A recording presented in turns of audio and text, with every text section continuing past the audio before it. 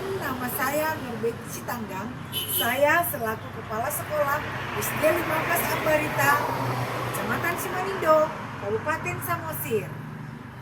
Mohon izin, saya ingin berbagi praktik baik tentang pembelajaran mendalam dengan judul Dari Keengganan Menjadi Gerakan Dedikasi Kepala Sekolah Membangun Budaya Pembelajaran Mendalam.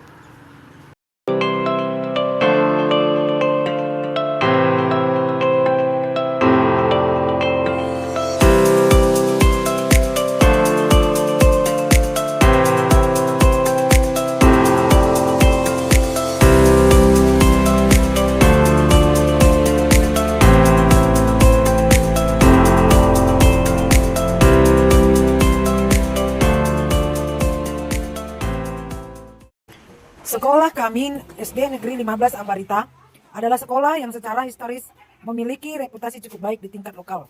Namun di balik citra tersebut terdapat lapisan stagnasi yang tebal di kalangan pendidik. Ketika saya, Nurbeti Sitanggang, pertama kali menjabat pada pertengahan tahun 2023, saya dihadapkan pada situasi yang lazim terjadi di banyak situasi pendidikan yang sudah mapan zona nyaman yang menceklik inovasi. Budaya kerja 5K, kaku, kuno, konstan, cuek, dan kontra perubahan. Mayoritas guru atau 70% guru senior dengan masa bakti di atas 15 tahun. Meskipun kompeten dalam mengajar, mereka menunjukkan resistensi yang kuat terhadap perubahan pedagogis. Sikap yang melatar belakangi praktik baik ini adalah kaku dalam metode. Pembelajaran masih didominasi ceramah, hafalan, dan penugasan lembar kerja yang kering. Guru merasa nyaman dengan rutinitas tersebut karena dianggap efisien dan mudah tidak mau tahu atau cuek terhadap tren baru.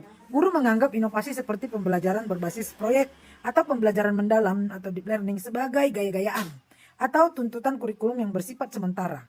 Mereka enggan mempelajari teknologi baru atau pendekatan kontra perubahan. Setiap kali diadakan pelatihan internal atau in-house training yang mengenalkan konsep baru, misalnya membuat asesmen formatif dan yang otentik, respon yang muncul selalu berupa keluhan, sikap pasif atau pernyataan skeptis seperti sudah terlalu tua untuk belajar hal baru atau metode lama sudah terbukti menghasilkan. Rendahnya kolaborasi, ruang guru menjadi sunyi. Guru hanya fokus pada mata pelajaran masing-masing. Tidak ada diskusi intensif mengenai masalah siswa. Pengembangan konten atau reflektif praktik mengajar. Kegiatan listen study dianggap hanya sebagai formalit. Dampak stagnasi pada murid. Implikasi dari keengganan guru ini terlihat jelas pada wajah siswa. Keterlibatan rendah. Siswa hanya pasif menerima informasi.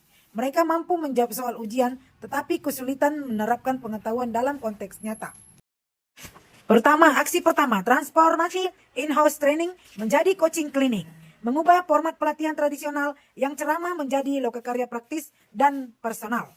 Dedikasi aksi. Saya membatalkan semua in-house training berbasis teori dari luar. Sebagai gantinya, saya memimpin sendiri coaching klinik mingguan setiap Jumat sore 90 menit yang fokus pada keterampilan mikro.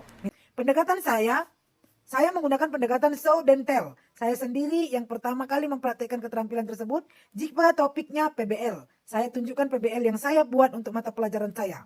Ini menunjukkan kepada guru bahwa saya bukan hanya pemberi perintah tetapi praktisi. Aksi 2, peluncuran program pahlawan pembelajaran. Internal role model. Memberikan panggung dan pengakuan resmi kepada guru-guru yang paling awal mengimplementasikan pembelajaran mendalam. Dedikasi saya membentuk tim inti pahlawan pembelajaran yang terdiri dari 2 guru muda yang bersemangat dan 1 guru senior yang baru terbuka hatinya. Saya secara pribadi memberikan mereka waktu luang tambahan. Misalnya saya mengambil alih 1 jam mengajar mereka agar mereka fokus merancang proyek mendalam percontohan. Aksi, saya menjadikan guru-guru ini narasumber atau dalam coaching klinik. Gaji dan sertifikat penghargaan mereka dinaikkan menjadikannya model yang menarik secara profesional. Aksi ketiga, audit kelas berbasis proses. Mengubah kegiatan supervisi dari mencari kesalahan menjadi mencari ide cemerlang.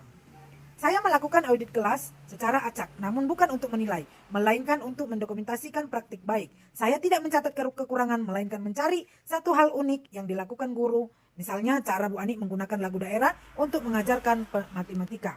Saya melakukan pendekatan melalui buletin inspirasi mingguan yang dikirim ke grup WhatsApp guru. Saya selalu memulai buletin dengan terima kasih Bapak Ibu atas 1 ide berlian hari ini.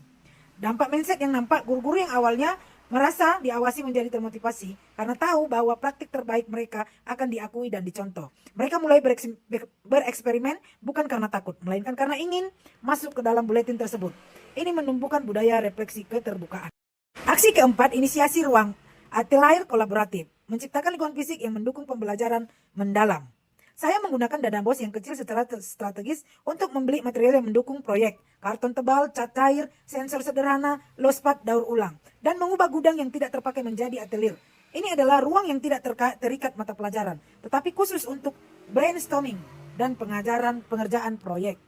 Saya mewajibkan setiap guru untuk merancang satu proyek mendalam per semester yang harus diselesaikan di atelier, melibatkan minimal 2 mata pelajaran. Refleksi dan dampak. Dedikasi untuk mengubah budaya dari nol membutuhkan konsistensi, empati, dan keberanian mengambil risiko. Setelah 2 tahun implementasi bertahap, dampaknya sangat terasa dan berkelanjutan. Keterbukaan dan inovasi, budaya kaku telah diganti menjadi budaya eksperimen. Guru kini secara mandiri mengajukan ide proyek baru. Frekuensi diskusi profesional di ruang guru meningkat tajam. Mereka tidak lagi membahas gosip, tetapi berdiskusi tentang berdiferensiasi, asesmen otentik, dan bagaimana mengintegrasikan teknologi dalam proyek. Guru merasa bahwa pekerjaan mereka kini lebih bermakna. Guru senior yang paling resisten kini menjadi mentor informal bagi guru muda dalam hal manajemen kelas. Hasil observasi dan proyek menunjukkan peningkatan signifikan dalam kemampuan siswa merumuskan masalah dan merancang solusi. Mereka tidak takut membuat kesalahan karena proses trial dan error didorong oleh atelier. Tingkat kehadiran dan partisipasi siswa dalam kegiatan proyek jauh lebih tinggi. Sekolah kini terasa lebih hidup dan menarik. Siswa melihat relevansi antara apa yang mereka pelajari di kelas dengan kehidupan nyata. Nilai gotong royong terasa melalui kolaborasi proyek dan kreativitas terwujud dalam prototipe yang mereka hasilkan. Festival pembelajaran mendalam menjadi agenda tahunan yang dinanti menarik perhatian sekolah lain. Sekolah kini dikenal sebagai pusat praktik baik PBL dan sering dikunjungi sebagai lokasi studi banding.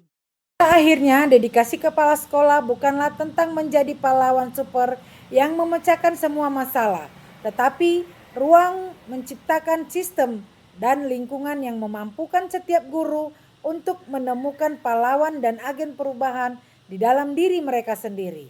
Dari keengganan kolektif, kini SD 15 Ambarita telah menjadi gerakan pembelajaran mendalam yang berkelanjutan, dipimpin oleh guru-guru yang telah berubah mindset-nya.